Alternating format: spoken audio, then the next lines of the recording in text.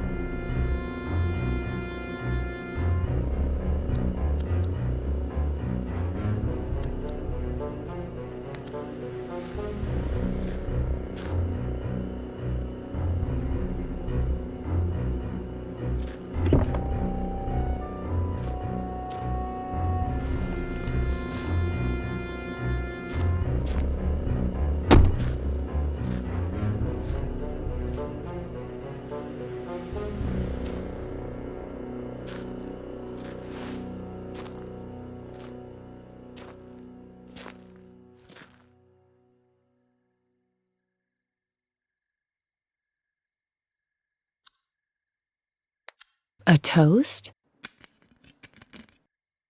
Consider it my way of saying thank you.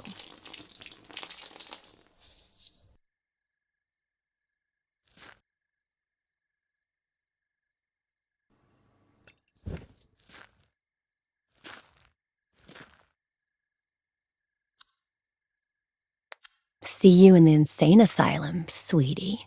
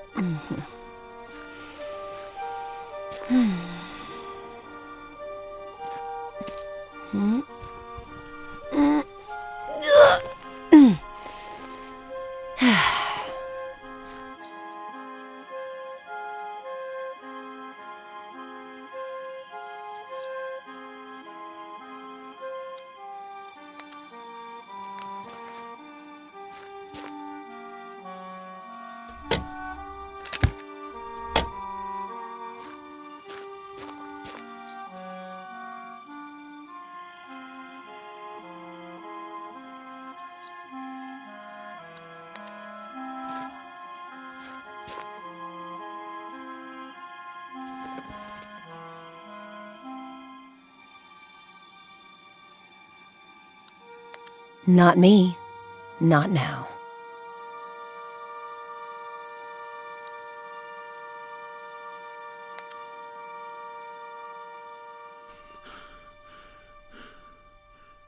What is it?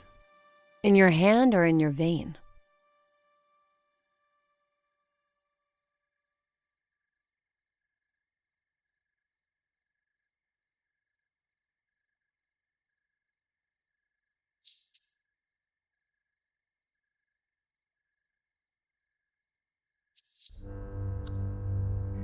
There's no sign of any babies or this Fey woman.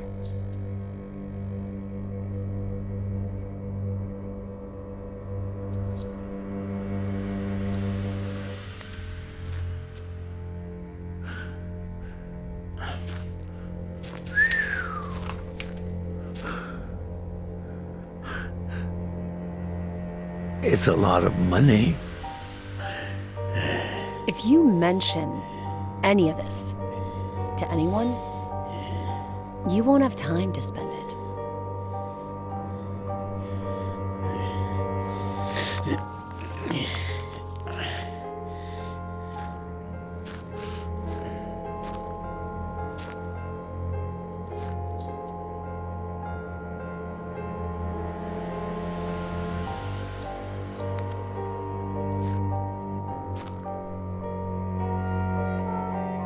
You.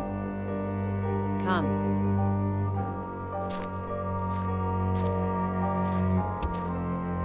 Push.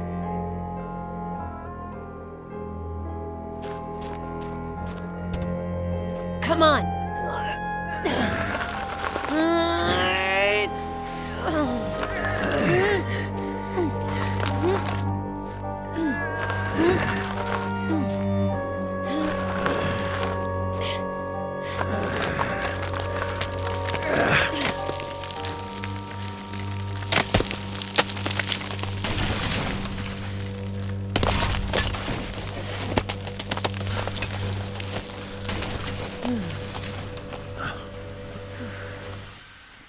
Oh, shit, that's my favorite. Forget it. Wait here.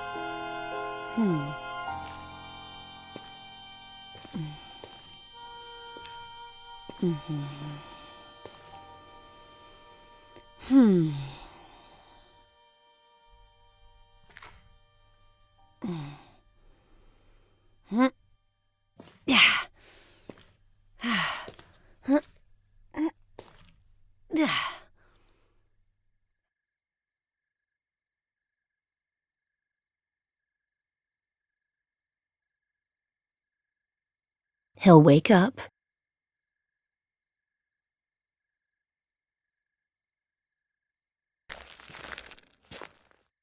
Don't let him see you.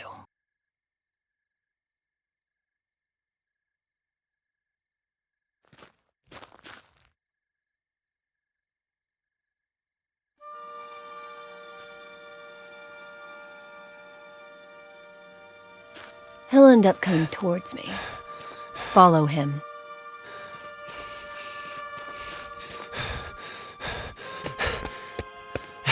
Dad!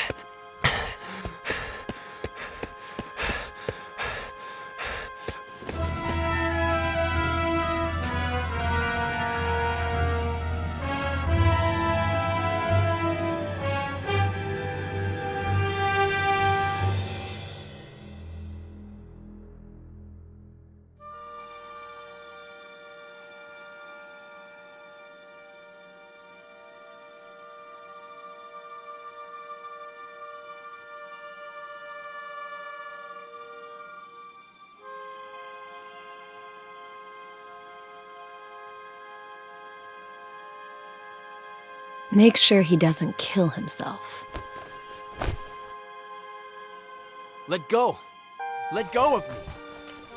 Then call the police and report an attempted suicide. Yeah. I'm on the Brody Canyon Bridge. I just,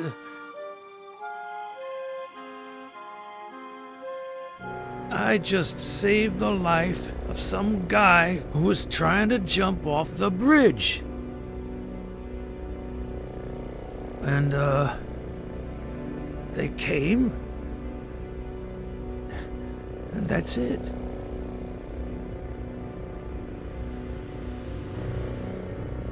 You know what, Dennison? I believe you. So, I'm clean? Innocent?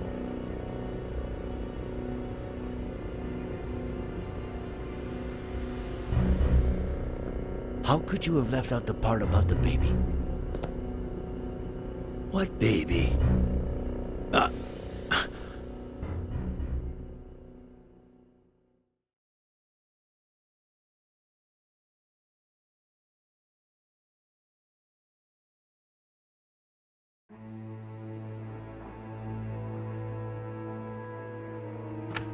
Sorry I always keep you waiting. Harley was still printing the Horowitz file for me. Whose file? Lisa E. Horowitz. One of the 3 women to rent a car at Wong's just before Faye popped up at Miller's place. And considering her age, the only one who could be our buddy. I asked Harley to get us some details on her. We can take a look at it, if you want. And I thought this only happened in movies. Welcome to my life. Would you rather take one last look at the board before reading her file? Do a run-through of the investigation? Just in case, I'd like to take a closer look at it. Okay. Where should we start?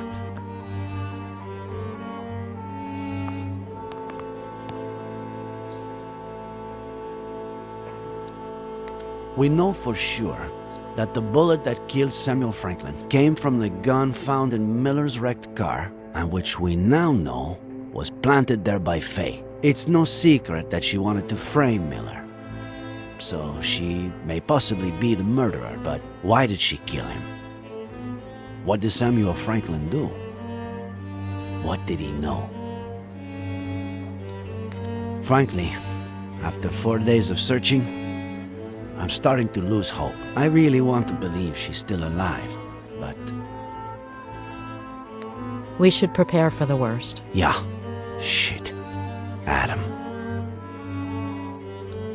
The Franklin's ranch has lousy cell phone service, so somebody cut their landline so they'd have no means of contacting anyone the same night that Samuel Franklin was murdered, and just a few hours before Dennison called the police, claiming Ed Miller had tried to commit suicide at the Brody Canyon Bridge.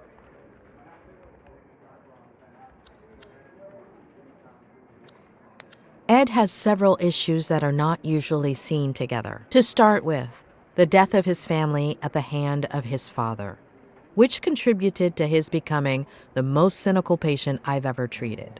Then, there's the repression of that trauma, spurred on by his Aunt Claire. And finally, somebody arriving who was capable of harnessing that trauma to intentionally drive him crazy.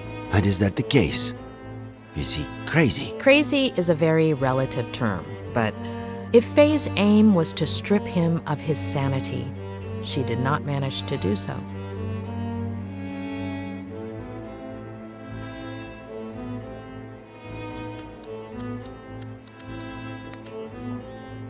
Faye reenacted with total precision the accident in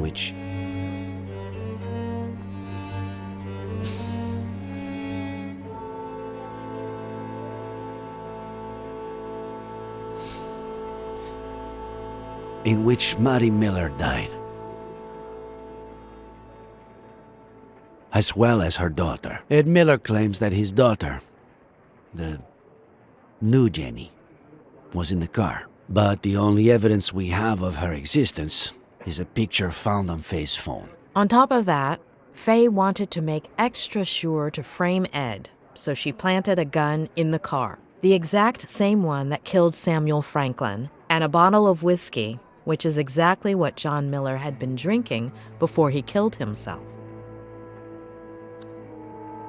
Faye paid him $10,000 to help her execute the last part of her plan. Together, they pushed Ed's car into the canyon. Later, Faye dressed up as John Miller, waited for Dennison to wake Ed up, and pretended to jump off the bridge. But wearing a harness with a rope hook to it, she hid right under the bridge and put the disguise and the climbing equipment in the duffel bag, while Dennison made sure Ed didn't jump and called the police.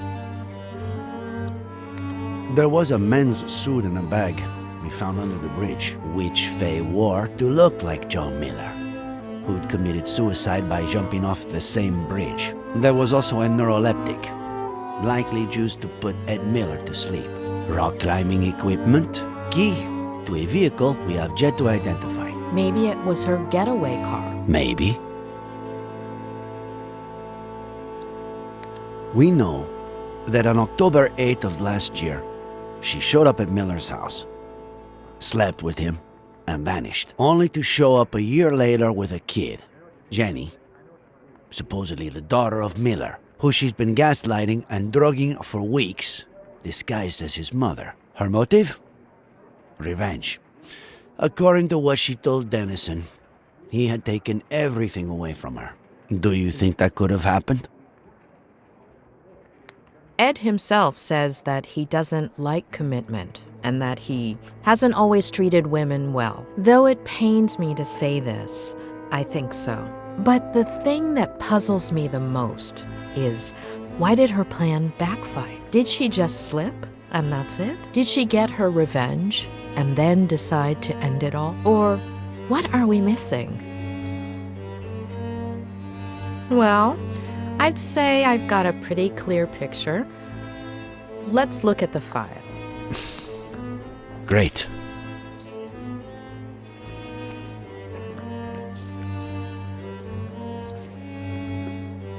This is Lisa Horwitz, the day she graduated from Yale as a psych major, also as valedictorian. Anything come to mind?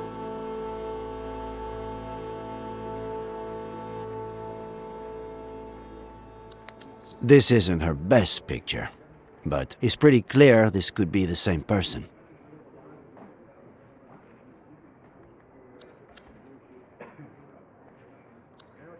Her studies would explain why she had knowledge of the narcotic effects of that drug, wouldn't it? Maybe.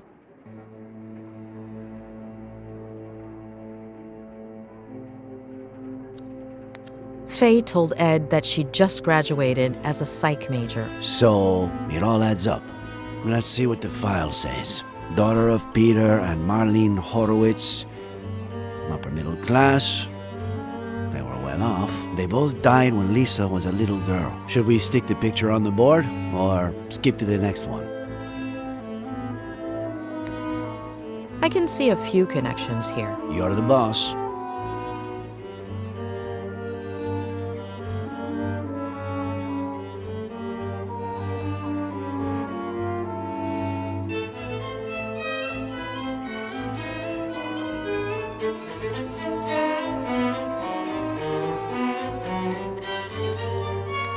She was orphaned at a very young age. Her story resembles Ed's.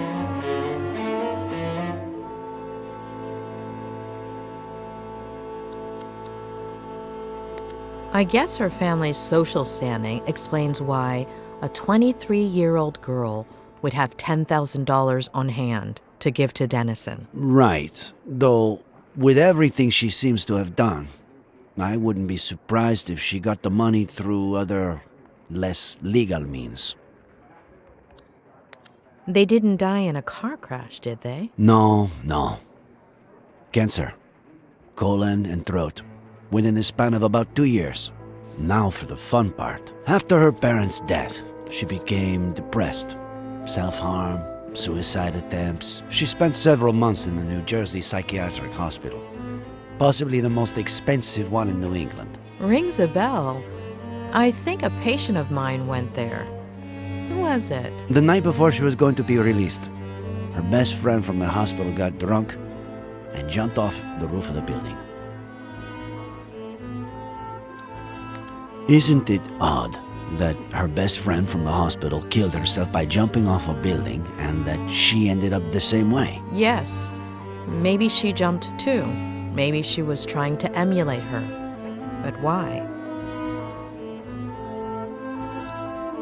Isn't it ironic that a former psychiatric patient would pursue psychiatry? It makes sense. A few people in my class had similar backgrounds. Some did it to get to know themselves better. Others wanted to give back, help people who had gone through something similar.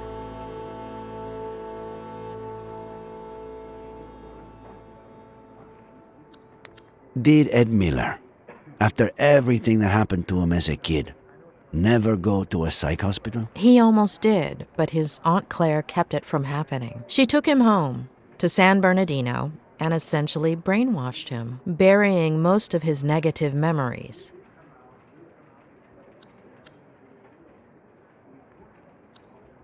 Her friend got drunk right before committing suicide by throwing herself over the ledge. Like Miller's father. Jeez, why is everything so convoluted? When she was released, Lisa went back to New York under the guardianship of her paternal grandmother, Diane Horowitz, who a few weeks later fell down the stairs, breaking her neck. What do we do with this one? Stick it there or pass? Don't you feel like her grandmother's death is too much of a coincidence? Yes, absolutely.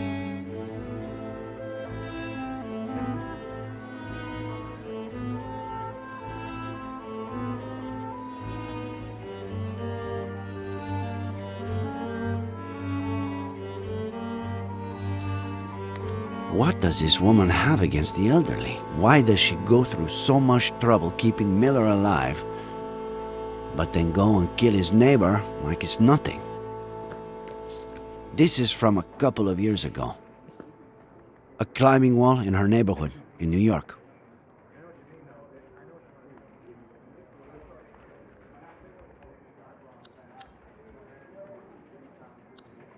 Another coincidence? There's no question. Lisa is our fae. What? You're still not sure? I've been wrong too many times not to have my doubts. And this is from a few weeks ago. Lisa Horowitz applied for a position as a psychiatrist in training at the only psychiatric hospital in our county, and she got it. She's supposed to be starting at the end of the month, though I doubt she will.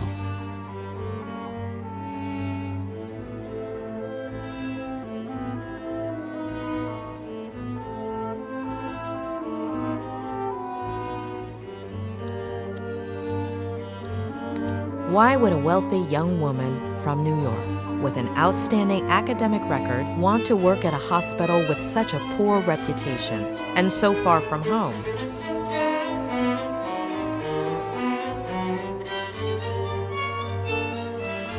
The doctor who was assigned to Ed at the hospital before Robert Kerrigan hired me to treat him was quite inclined to admitting him to a mental institution. The mental institution where Lisa was going to work is almost certainly the same one Ed would have been admitted to. Are you saying that? That was the last part of the plan. become his psychiatrist, and torture him. Let's take a look at her medical record. She weighed almost 9 pounds when she was born. At age 11, her appendix was removed. What is it?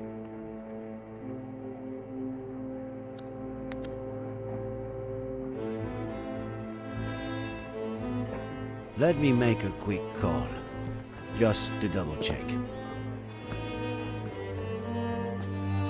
Pat? It's Reyes. Remember the body we brought in yesterday? The blonde girl? Ah, perfect. Can you tell me if she has a scar? The kind you would have from getting your appendix removed?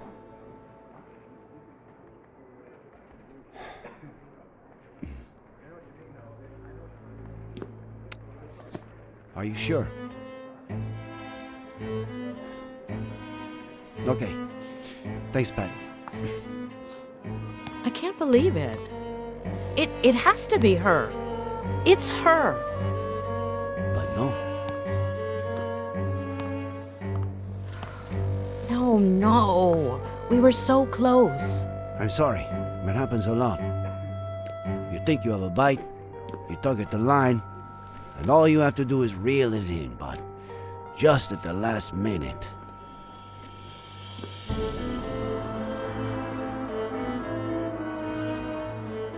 I wouldn't give it too much more thought right now. We should get some rest.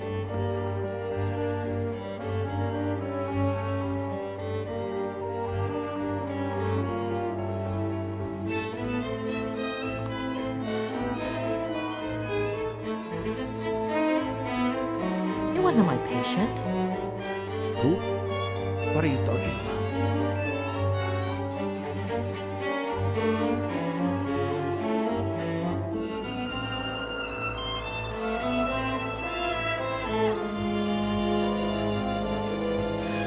How long ago was Lisa Horowitz released? Why is that important? 8 years?